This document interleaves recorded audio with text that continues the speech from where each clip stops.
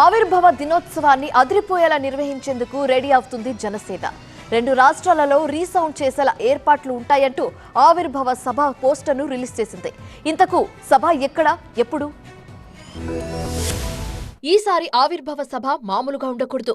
తెలుగు రాష్ట్రాలలో hot topic గా మారాలంటూ జనసేన ఆవిర్భావ దినోత్సవ సభ పోస్టర్ను ఆవిష్కరించారు జనసేన నేతలు. కాకినాడలో నిర్వహించిన సన్నాహక సమావేశంలో పోస్టర్ను రిలీజ్ చేశారు.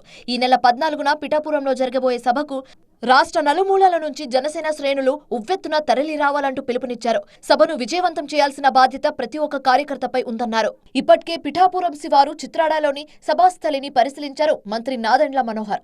ప్రధాన వేదిక నిర్మాణం, గ్యాలరీల ఏర్పాటు, పార్టీ కార్యక్రమాల నిర్వహణ విభాగాలకు సంబంధించి సూచనలు చేశారు. మహిళలకు ఇబ్బందులు తలెత్తకుండా ప్రత్యేక చర్యలు చేపట్టాలన్నారు.